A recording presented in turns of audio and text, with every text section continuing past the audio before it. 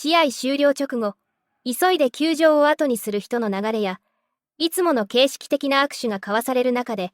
カイル・フリーランドはまっすぐ大谷翔平の元へ向かった。ちょうどその直前、フリーランドは大谷に重要なホームランを打たれたばかりだった。敗戦直後に、自分に痛い代償を払わせた相手を自ら探して会いに行くというのは、気まずさもあり、誤解もされやすい行動だ。フリーランドはとても小さなお願いを胸に抱えていたが、その場を去る時には、自分でも何が起きたのかすぐには理解できないほどのものを手にしていた。では、その瞬間に大谷は一体何をしたのか、そして彼の反応の何が、フリーランドを数秒間立ち尽くさせたのだろうか。その瞬間の流れを変えたのは、サインを求めたこと自体ではなく、大谷がいつものように反射的に対応しなかった点にあった。ただペンを受け取るのではなく、彼は一度立ち止まり、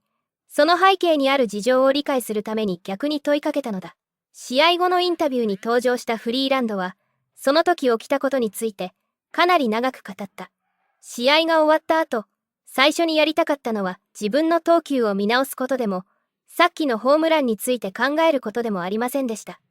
とにかく翔平を探したかったんです。正直に言って、負けた直後で、しかもホームランを打たれた相手に近づくのは簡単なことじゃありません。でもその時は、自分のことはあまり考えていませんでした。父のことと、これまで何度も言われてきた言葉のことだけを考えていました。もし翔平に会う機会があったら、サインボールをもらってきてほしい。それが父が僕に唯一頼んだことだったんです。フリーランドはボールとペンを手に持ち、関係者エリアで大谷を探した。そして、自分がためらいを振り払えた理由について続けた。父は今、毎日肺がんと闘っています。人工呼吸器を使っていて、以前のように動くこともほとんどできません。それでも父は、病気について弱音を吐くことはほとんどないんです。むしろよく話すのは野球のことです。そして翔平の話になると、父の目の輝きが明らかに変わるんです。もし試合後に翔平の近くに行ける機会があったら、サインボールをもらってきてくれ。それだけで幸せだと。だからこそ、試合後にボールとペンを持って彼のところへ向かったんです。大谷がそのボールを手に取った時、試合後の慌ただしい空気の中では珍しい間が生まれた。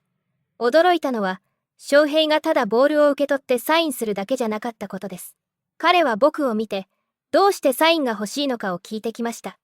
父のことを話すと、彼は全く急ぐ様子を見せませんでした。その場に立って、まるでその話が自分にとって本当に意味のあることのように、すごく真剣に聞いてくれたんです。そしてサインして、ボールを返してくれました。正直、その時点で父がずっと望んでいた贈り物を持ち帰れると思っていました。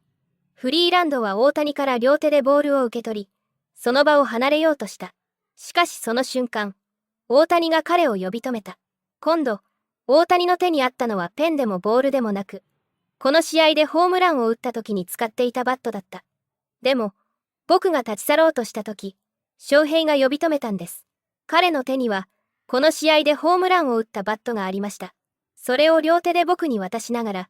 これをお父さんへの贈り物として持って帰ってください。早く良くなることを願っています。と言ってくれました。本当に、どう反応していいかわからなくて、数秒間立ち尽くしました。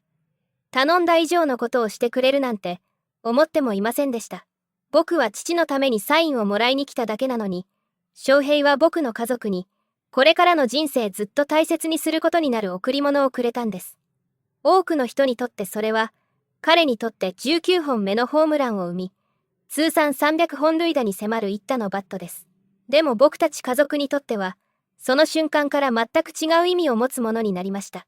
フリーランドの手には、ボールとバットの両方が握られていた。節目となる用具がその場で手渡されたことに、彼はすぐには反応できなかった。僕は何年も翔平と対戦してきて、グラウンドでの才能には常に敬意を持っていました。投手として、彼が打席に立つたびにどんな相手かはよくわかっています。でも今日を境に、彼に対する最大の敬意は、そのスイングではなくなりました。助ける義務が全くない相手に対して、彼がどう接したか、その姿勢です。この試合を後から思い出すとき、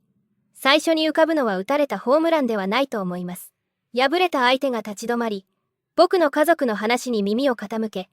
その優しさでどんな試合結果よりも大きな喜びを父に与えてくれた、その瞬間を思い出すはずです。その贈り物のエピソードは後にある野球ポッドキャストでも取り上げられ、そこで大谷の元チームメイトであり、現在は引退したドジャースのレジェンド、クレイトン・カーショーが自身の見解を語った。ホームランを打ったばかりのバットの価値がどれほどか、本当に理解できるのは投手だけです、と、番組の司会者に試合用具の価値について問われたカーショーは切り出した。外から見ている人たちは、それをオークションに出していくらになるか、何千ドルの価値があるかをすぐに考えるかもしれません。でも実際にフィールドに立っている僕たちにとって、その価値は小切手の金額にはありません。カーショーはさらに、選手と用具の結びつきについて説明した。それはスイングのタイミングであり、インパクトの瞬間にボールを完璧に捉えた感触なんです。このスポーツでは、ホームランを生む完璧なスイングには、すべてが1000分の1秒単位で噛み合う必要があります。そして打者も投手も、半ば迷信のように、試合で使った用具に特別な思いを抱くんです。一度そのバットでいい感触を得たら、手放したくなくなる。そこには何かしらの魔法が残っていると信じてしまうんです。司会者が選手たちの収集癖について触れると、カーショーは続けた。その通りです。僕たちはそういうものを、自分自身のプレーの記憶の一部として残しておくんです。重要なボールや、使い込まれたグラブ、節目を刻んだバット。それらは、自分たちがフィールドで特別なことを成し遂げた証なんです。それなのに彼は、それを全くためらわず、すぐに手放した。19本目のホームランを打ったばかりのバットを、数十分後には、そのボールを投げた相手に渡したんです。この行動のどこに最も感銘を受けたかと問われると、カーショーは強調した。特別なのは、翔平が贈り物をしたこと自体ではありません。スター選手はファンや仲間にサインやプレゼントをするものです。でもここで重要なのは、その渡し方です。まるで最初から自分のものではなかったかのように、自然に手渡した。フリーランドに渡しながら言葉を添えるその姿は、そのバットが彼のためではなく、フリーランドの父のために存在していたかのようでした。そして最後にこう締めくくった。その価値や、野球界特有のジンクスを理解した上で、それでもなおあれほど軽やかに手放せるなら、この話はもう野球の枠を超えています。人間の物語なんです。その後のテレビ解説では、リーグ屈指の打者であるフレディ・フリーマンが、また別の視点からこの出来事を語った。みんなバットのことを話しますよね、と、舞台裏の映像が画面に映し出される中、フリーマンは語り始めた。もちろん、ホームランを打ったバットは注目の的になります。でも僕にとって、この話はその前の、ほんの小さな質問から始まるんです。彼は、大谷がフリーランドからボールを受け取った瞬間を振り返った。試合後の僕たちの流れを理解してほしいんです。多くの人はあの状況なら、ただボールを受け取って素早くサインして、記念写真を撮って、そのまま立ち去ります。試合後はとにかく全てが早い。体は疲れているし、